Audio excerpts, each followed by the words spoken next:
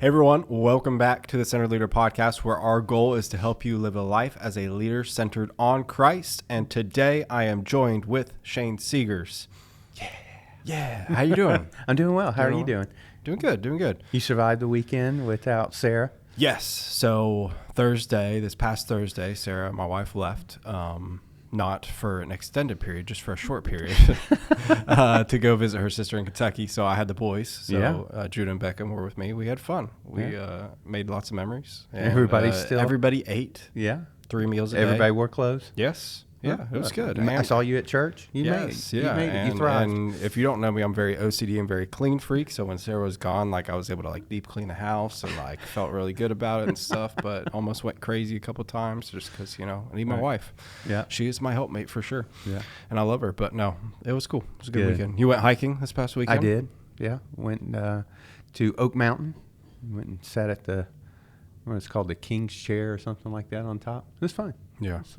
Good hike. Did you see any bears? No. Any animals at all? No. No animals? No. What'd you guys eat? Nothing. You guys didn't stop for lunch or anything? No, we ate when we got back. We had to get back for the Alabama football game. Oh, wow. Okay. Priorities, right? There you go. Good deal. Well, hey, today we are talking about the FRAN Plan. And this is something that Shane has gone through with the staff before, and something that I know we want to make you guys aware of, and that you guys can start praying through and considering in your own spheres of influence, in your friend circles, in your family, etc. So tell me what the FRAN Plan is. Friends, relatives, aunts, and acquaintances and neighbors. Yeah, and whatever you call it, the real point is, as believers, we're God's messengers. Yes. And that we should be sharing the good news or helping people to grow. I always put people in one or two categories, people who either need to know Christ or need to grow in their relationship with Christ. And so if you think about it, that's everybody you know. They're either needing to have a relationship with Christ, or they already have a relationship and they need to continue to grow. Yes. So the FRAN Plan helps us to recognize who those people are and in what situation they might be in. Because, again, as leaders, we're trying to influence others so that we'll be effective in what God's called us to do. And for us at Centerpoint, we want to center people, their lives on Christ, by helping them to love God, love others, and make disciples. So the FRAN Plan is a tool. It's just a tool that we use to make sure that we're really being intentional in making disciples. Because you can't help someone follow Christ if they don't know Christ. Yes. Yeah. And so that's really what the FRAN Plan is. It's not a hit list. I don't want it to sound like, but it is somebody that I'm aware of who they are and how intentional I need to be in engaging with them and in what capacity. Yes, absolutely. And I think, as believers, I think sometimes we struggle with this because it's like, well, we're called to reach the whole world. How do I do that? Well, you start with the world that you're living in right now, and you start with plan. It's not just going to happen by coincidence. You're going to have a heart for it, and you're going to have a plan for it. I'm constantly, and I'm not perfect. I wouldn't consider myself a quote unquote, how people are I'm an evangelist. Right. I think we're all evangelists collectively, because I hate when people say, well, I'm not an evangelist, and they use that excuse. I think we all are. But what I'm saying is, my inclination is not strong there like some people are. But I'll say this, I always have in my mind 2 or 3 or 4 people that, okay, where are they at spiritually? And always praying for them, even my neighbors, even people that I'm in contact with, people that I meet. How can I strategically, and not manipulate them? And we've had conversations about that, but how can I strategically either get them to where they see that I see them, and trying to understand them and have spiritual conversations and build that relationship with them without it being weird and awkward and actually authentic. Right. Yeah, and I think that's why, again, we always talk, it's all about relationships, because we want to build relationships. The stronger relationship you have, the greater truth you can share with someone. Yes. And sharing the truth about Jesus is the greatest truth. So we want to develop relationships with people. It's not that you can't tell people you've never met before about Jesus. But I find it's a lot more natural when I can share my faith, who I am, with someone, and it's genuine, it's authentic, and doesn't seem out of place. Well, on the flip side, one of the things we've done is, unfortunately, is we've tried to build relationships with people, and then we're afraid to all of a sudden introduce Jesus into the relationship because we're afraid of, well, now it might make it weird, or they might, not want to have a relationship with me. And I think both of those approaches are wrong. Yes. Not telling someone about Jesus, or, because, I don't, how do I want to say this? You just want to be who you are in every situation. And, and your faith, your relationship with Christ is central to who you are. It's not something what kind of relationship do you have with someone if you don't share the thing that's most important to you? And it should be evident. Yeah. I'm sure you've heard this analogy before, but if you were to be put on trial for being a Christian, would there be enough evidence to, find you guilty? And I always say exclude Sundays out of your schedule. Right. Would there still be enough evidence, but I think that thought process of there's gotta, the scripture where it talks about, always be ready to give a hope, the answer of the hope that's within you. Right. I think that's a reality, especially with the FRAN Plan. Yeah. And so the FRAN Plan, again, is, we talk about a pathway of helping us to make disciples, to become aware of people, to commit to prayer, to start praying for those people and for opportunities, and then to start showing them that you care. Yeah. And then when you do those things, you've earned the right to share. Yes. And then you can share your testimony, you can share the gospel. The FRAN Plan is really vital to that first part, becoming aware. Yes. A story that I look to in Scripture is the woman at the well. Jesus was heading to Jerusalem, so that was a long trip. So they actually decided, hey, we're going to actually go through Samaria, which is normally what Jewish people didn't do. They kind of walked around Samaria. But since he was in a hurry, he was going to actually walk through that region. And they were traveling during the middle of the day, which is another thing showing it was, they were trying to get there quickly because you don't normally travel during the middle of the day in that region at that time. And so Jesus got to the point where he was just tired. He was exhausted from the journey, from the heat, from all that. Told his disciples, I can't go any further. I got to take a break. So the disciples said, well, there's a town right over there. We'll go in, we'll get you some food and sit here at the well and get some water, and then we'll come back and we'll be ready to go. Well, while the disciples are going into town during the middle of the day, there's a woman who's coming out to get water. Because again, also just like you don't travel in the middle of the day, you didn't go get your water in the middle of the day. You got it at the beginning. Yep. Well, this woman was coming by herself because she was an outcast. We find out eventually, through the story that she didn't have a lot of friends in the town. She was kind of a woman with a reputation, lived with 5 different men, and currently her husbands, and not living with her current husband, or all that kind of stuff. And anyways, what I'm saying is, as the disciples were going into town, they passed this woman who was coming out. And then Jesus had this incredible conversation with this woman, revealed that he was the Messiah, told her that she could have real living water life. And so after Jesus had this conversation with her, she did what? She ran back into town to go tell everybody. She's aware of people who need to know this message of Jesus. But again, while she's going back into town, guess who's coming from the town with the groceries for Jesus? Yeah, the disciples. The disciples. Yeah. And they pass, and they never acknowledge each other. They never even are aware of each other. The disciples get there, and they say, Jesus, here's your food. We got it. And he's like, man, I got food you don't know about. Yeah. They're like, is this a candy camera skit? Yeah. What's going on here? I mean, did someone bring him food? What's going on? He said, no, my food is to do the will of the Father. And he's brought me here to tell people about him. And he says this, look around you. Wake up, look around you. Vast fields are whitening or ripening all around you. And what those fields were, guess what? All the people from the town with that woman were now coming out to meet Jesus. Yeah.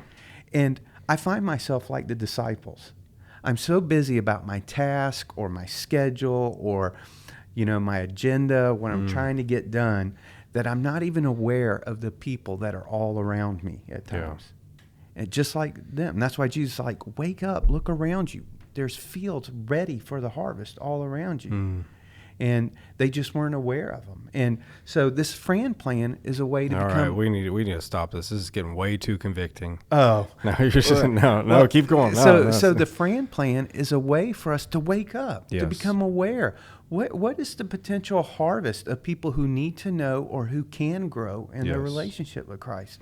Because God has strategically placed you in their life Yes. to be His ambassador, to be His witness, to be His mouthpiece, to be whatever you want to call it, so that people can know Him and experience life. Yeah.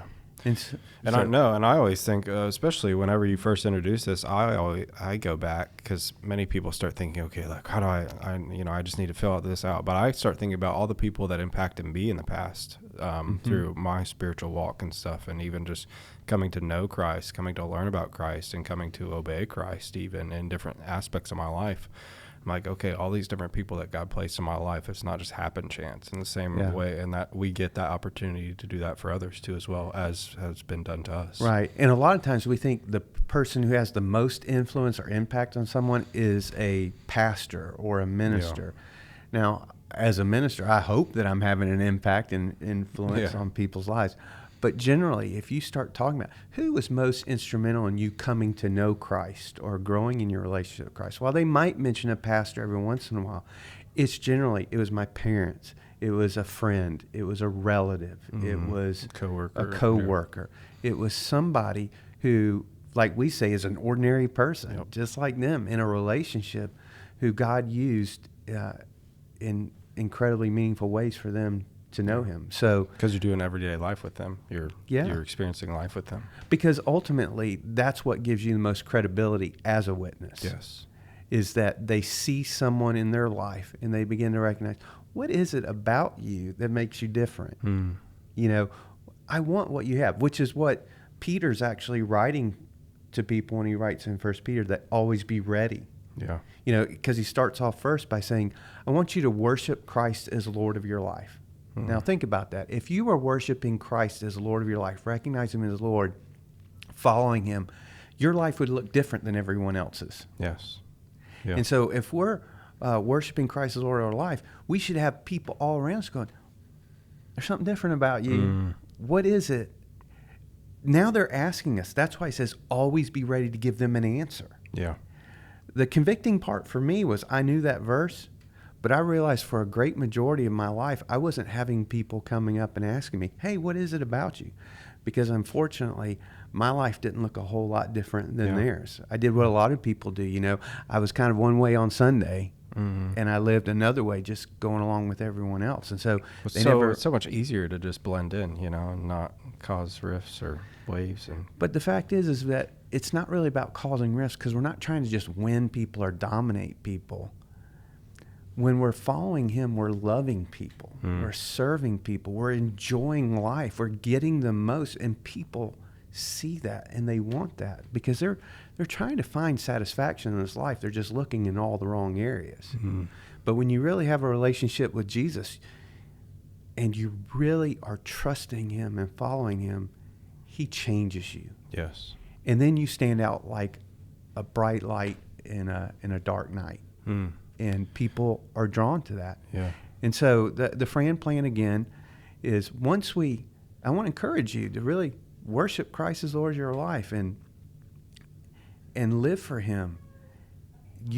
People will see the difference in you. Yes. I want to go back to something that you just said, because I think that's very, I don't know. I mean, that just struck me right there when you talked about, because I said, you know, causing rifts and stuff. And you said, no, it's not really about causing rifts. And I think that's a misconception, is a lot of people, they think, well, if I share my faith or if I tell people, you know, about Jesus, I don't want to make them uncomfortable and I don't want to, you know, hurt them or whatever. But the most hurtful thing you can do to somebody is not tell them about Jesus. Yeah. And also, when it comes to leading someone to Christ, you're not forcing them. No. You're not putting a gun to them. You're not trying to, I mean, you might want it really bad for them, but ultimately, you can't change or fix anybody. It's a decision that they have to freely make of themselves. And that's been the most convicting part when I've had those conversations and be like, well, what has God done for you? And it's like, well, I know He's done a lot, but how do I put this into words, you know, at times? But it makes you think through those things. Okay, this is what God has done for me. This is how my life is so different. Right. and has changed so much, and God continues to work and continues to provide and continues to show himself. And it's a wake-up call when you start having those conversations. Yeah, well, not only has he done the eternal things, like forgiven us and given us, but the gospel also says that Christ comes to live within us. Yes. And so we begin to experience life from him. And the fruit of that is love, joy, peace, patience, kindness, goodness, faithfulness, gentleness, self-control. Those are things that everybody really strives for and wants, even though they don't know how to always get it. And so, that's why it's like, when people begin to see the difference that Christ can make in your life, they really want those realities. Yes.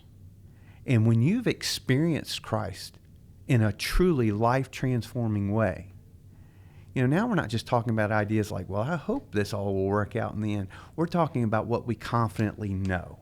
Yes. Like, I might not know what heaven's going to really look like. I don't know what it's going to actually be like when this life ends and I cross over into eternity. I can't tell you, well, step 1 is like this and step 2 is like this and you're going to experience this. All I know is that my life is not going to end. I'm going to be with him. But what I can talk about confidently right now is not only do I have the hope of all of that, I'm experiencing the reality of a living God changing me. Yeah. And that gives you conviction. That gives you confidence in being able to share about Christ. Yes. And those are all things that really attract people to this. They want they want to know God. They want to believe strongly. Yeah.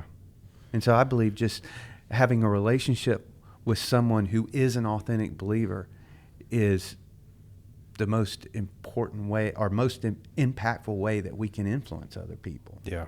No, absolutely. And one of my good friends, Rodney, you know him. Yeah. And when our friendship, what up, Rodney? Well, he probably doesn't listen to this. Maybe he does. He doesn't. Come on, Rodney. He doesn't have the attention He's not span that good for of a this. friend, huh? No, I'm just kidding. Watch, he'll now watch this and find this episode. But no, like when we first became friends, he just started hanging around me. He's like, dude, like, what's so different about you? Like, I want to know, like, what. I was like, I don't see anything different than me. Like, what are you seeing? He's like, and then he started pinpointing some things, and I was like, well, that just comes from the Bible. Yeah. It's like, I can show you where. Like, it's not me. It's definitely not me. It's Jesus, and I can show you where to find that at. Yeah, well, I can speak to that too, because my life was really transformed when I was a freshman in college. Yeah. That's when my relationship with Christ really became my own.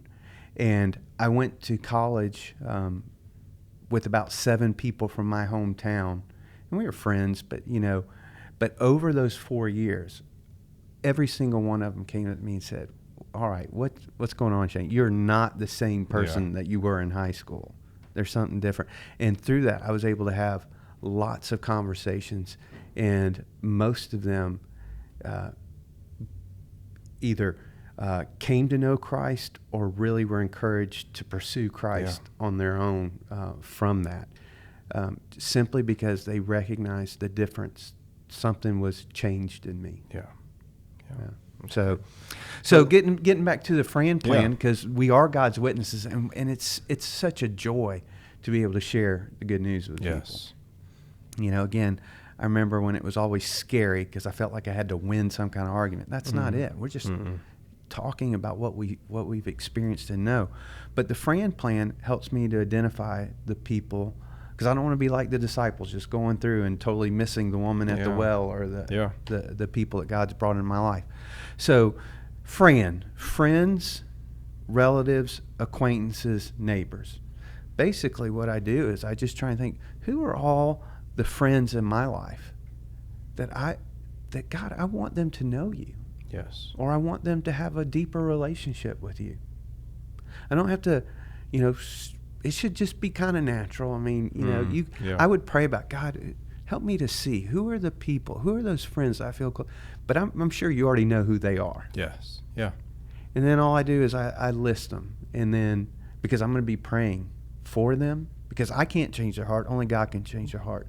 So I want to pray that God is at work in their life, revealing himself to them. I want to pray that I'm going to have opportunities. I'm going to pray that God will give me the words to say. but I want to do that. So your friends, and you don't have to list every friend. That might seem overwhelming. Just start off with like 1 to 3. Who are those people that my friends I really care about, that I want to know? And who are the ones that are hurting? Yeah. Because gosh. Because when you see the need, that's when the greatest opportunity for them to respond to someone to God who can meet all their needs. Yeah. And then the next one is relatives.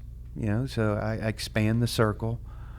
Friends are the people I choose to be with. Friends or family are the ones that God's given me. I don't always get to choose my family. And that's probably the hardest part on this list. Yeah. So your relatives, but you start thinking about, okay, do I have, or my parents, do I have siblings? Do I have aunts, uncles, my grandparents? What about cousins? Mm-hmm. You just kind of go through the things, and again, you might not be able to interact with all of these relatives because of maybe where they live or whatever, but begin to think about, God, who are those relatives that I just have a heart that they would know you. Yeah. And again, you don't have to write everyone down, but especially the ones you're going to have more consistent interaction with. And then the third circle around that are my acquaintances. Yeah. And so those would be people I think about, like who I go to school with when I was a student, or my coworkers, or people I see at my kids' activities. If I had a son playing sports, I might see other parents at the ball games, or their coaches, or their teachers. I just start expanding that circle. Is there someone that my life keeps what I call bumping into? Because God's given me that interaction with them. I think God's done that on purpose. So how can I look for those people? And again, that's not necessarily my closest friends or my family. These are people that my life just keeps running into contact with. Yeah. And then the last one is neighbors. And I guess, are we just talking about people who live like next door to you or across the street or in what you might be called your neighborhood? Yeah, you can look at it like that. But I'm really trying to take this from the lens of Jesus, even when he shared the Good Samaritan story, because the whole thing was you're supposed to love our neighbor as ourselves. And the guy goes, well, who's my neighbor? And then he gives this story of the most unlike person from him. So a neighbor can be, someone who you're friendly with and lives next door to you, but it can also be your enemy. Yeah. It can be anybody in this world. Honestly, that you just run into, that's a neighbor. Yeah. And because that was the whole point of the Good Samaritan, is that this Samaritan, who was someone they thought was not a great person, did all these incredible things. He was using the Samaritan as an example of what a good neighbor was, which was like, that's a bad person. You can't use that. Yeah. And so when we think of neighbor, expand your mind from just thinking about, the person lives right around me. Think of it in terms of, if it's anybody who doesn't fit into one of those first 3 categories, they can still be your neighbor. Yeah. Yeah, that's good. Does that make sense? Oh, yeah. Yeah. Probably just talked too long about that. No, I think, and like you said, if it doesn't fit in it, and that, then put them there. Yeah. There's a bucket for them. Yeah. Yeah. No, and I think, when it comes to neighbors, we've been here for 10 months now. And I know both my neighbors. I just have 2 neighbors. We live on a kind of a main drag and stuff, so there's just 2 neighbors right next to me, but I've met those. But now I have goals to go down the street and stuff, and me and Sarah, we do that strategically through, we did it in our neighborhood in Kentucky, and we'll do it here. It's a little bit harder because we'll have to walk through the yards because we really can't. Right. There's no sidewalks or whatever, but do some kind of like strategic, like Christmas basket, just with a couple goodies and stuff, and just letting them know, hey, we see you, we love you, and we appreciate you, and throw in some scripture, throw in something, praying about you, and building that connection. Yeah, because that's part of the FRAN, or the plan of how we make disciples. We become aware. The FRAN plan helps us know. We start praying for them. I call it talking about talking to God behind their backs. I mean, they don't need to know that you're praying for them. You don't have to go up to them and go, I know you don't believe in Jesus, but I just want you to know I'm praying for you. You don't have to do that. You can just go straight to God and start talking, Lord, I want my heart to reflect your heart for them, and I want you to be at work in their heart. That's what prayer does. Prayer changes us. And then you can start caring for them. Yes. Find ways to meet needs. If you hear about, they have a physical need, is there a way you can meet it? Can you just do like what you're doing, just trying to be neighborly? Did you share that one story about that neighbor once or something about needing sugar or something? And not, do you know what I'm talking about though? No, but being needed, where like the neighbor came over, or the dad went over to the neighbor or whatever. They were always asking, giving stuff to the other neighbor. And so the dad went over one day and said, hey, do you have any sugar? And he came back and he said, yeah, he gave me some sugar. And the son was like, Dad, why'd you ask him for sugar? We've got sugar. He's like, I know, son, but they need to be needed too as well, or something. Right. Almost that story about like, seeing needs. Yeah, meeting needs. That's all kinds of. I think about this, like, I'll give you an example. When I was a student working on my degree in grad school seminary, I worked at a shirt factory, and one of the coworkers there, his name was Kevin, and Kevin was not a believer. Yeah. And if you were just to hold up our lives, probably everything Kevin was involved in, I would go, ooh, that's not what I want to do. Yeah. And just one day, I heard Kevin mention to our boss that he wasn't going to be able to go into work because he had to take his mom to the doctor. And so I just went over to him one day and said, hey, Kevin, or later on that day, Kevin, I heard you tell our boss that you're not going to be there. I just want you to know I'm praying for your mom. I didn't try and ask anything. I just said, I want you to know I'll be praying for her. And he stopped and said, yeah, she had just been diagnosed with cancer, and she's having to do treatments, and I'm having to take her. And so I was like, okay, well, I'll be praying for her. Yeah. And then what happened is the next day I wanted to follow up. When I saw him, I was like, Kevin, how did everything go? Yeah. Well, through that interaction, and I kept saying, I'll pray for you, eventually got to a place where I said, can I pray for you now? Yeah. Can I pray for your mom now? We got to that place. And then even after that, he started coming to me going, hey, next week we got another thing. We pray for mom. Hey, we got a test coming back. We need this result. He was coming to me asking me to pray. Yeah, wow. And then finally got to the place where I was able to start sharing a little bit more about my own relationship with God, what God has done. And then by the time I moved, he wrote me a letter, because I was a grad student. He wrote me a letter and said that he had given his life to Christ. Wow. And and again, I wasn't there to lead him through Christ, but he pointed back to that interaction being what was God used to start his journey towards following him. Yeah. And it was just simply becoming aware of someone, praying for them, and then looking for opportunities to serve. And then hopefully you'll be able to share. Yeah. How are we doing on time? How much time have we got left? We got 2 minutes. 2 minutes. Okay. So on the FRAN plan, would you say, because I'm curious about this, would you say that there's ever a time that people will come off the FRAN plan and go on the FRAN plan? How often do I rotate? Yeah. Well, again, because it's on a scale, I'm talking about some people need to know Jesus. Yeah. And so once they cross that barrier, so to speak, and they receive Christ in a relationship with him, they're not finished, because we're also called to help them grow in their relationship with Christ. So some of them stay on that plan as I'm able to keep working with them. Yeah. I'm not able to have that relationship with everyone that's on my FRAN plan. Yeah. So there are some people that I'm praying for that once they receive Christ, I might not be able to be the one to follow up with them. Yeah. Doesn't mean I'm still not praying for them. Yeah. But again, I'm trying to make sure I'm being intentional with some people. Yes. And I that's part of why a FRAN plan is so helpful, because if I don't come up with a plan, then I get overwhelmed, because who doesn't need help? Yeah. Everybody needs it. And then I go, well, what difference is it going to make just to do one thing for this person? Having a FRAN plan helps me to know I really want to be intentional with these people. I'm not going to say no to any opportunity that comes to me because they're not on my FRAN plan. Yes, yeah. But the point is these are the ones that I know God has opened my eyes to these needs. Yeah. And I believe he's now using me. So I want to be intentional, faithful, consistent in my interaction with them, either in helping them to know Christ or to continue to grow in their relationship with Christ. Yeah. So I don't know if I answered your question. No, yeah, absolutely. Some people come on and off the list. Some people stay on longer.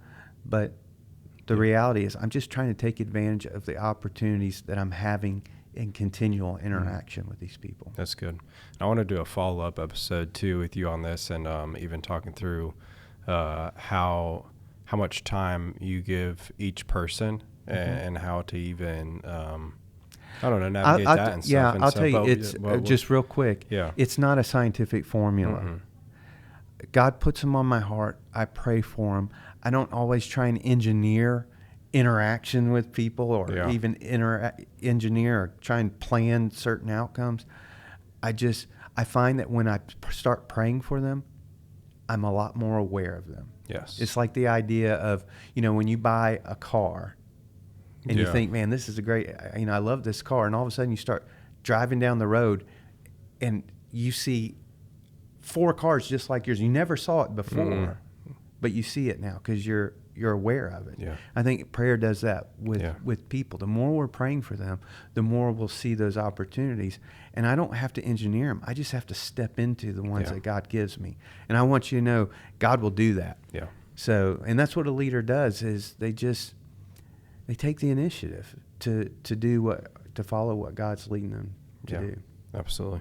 Well, hey, thank you for sharing this resource, and seriously, start thinking through that. Hey, friends, relatives, acquaintances, neighbors, even maybe it starts with a mental list before it goes to a notes or a paper list. Yeah, because we want you as a leader to know, who am I influencing? That'd probably be people in your Connect group because they might already know Christ, but you're still trying to help them grow in Christ. Yeah. Could be people who don't have that relationship. But I do want to encourage you, if I could say this last thing, I want everybody, you as a leader, but even the people you're influencing, can they answer the question, who's my who? Mm-hmm. Who is the one that God's put on my heart that I can reach? If you have a FRAN plan, you're going to be able to answer, who are my who's? Who are the people that God's putting on me? So it's a great tool. If we're going to be effective in doing what God's called us to do, we can't just leave it to chance. We need to be intentional, and a FRAN plan helps us to be intentional in reaching people. Yeah. Absolutely. Well, hey, thank you for joining us for this episode. And as always, make sure to like, subscribe, share, and don't forget, love God, love others, and make disciples. Yeah. We'll see you on the next one.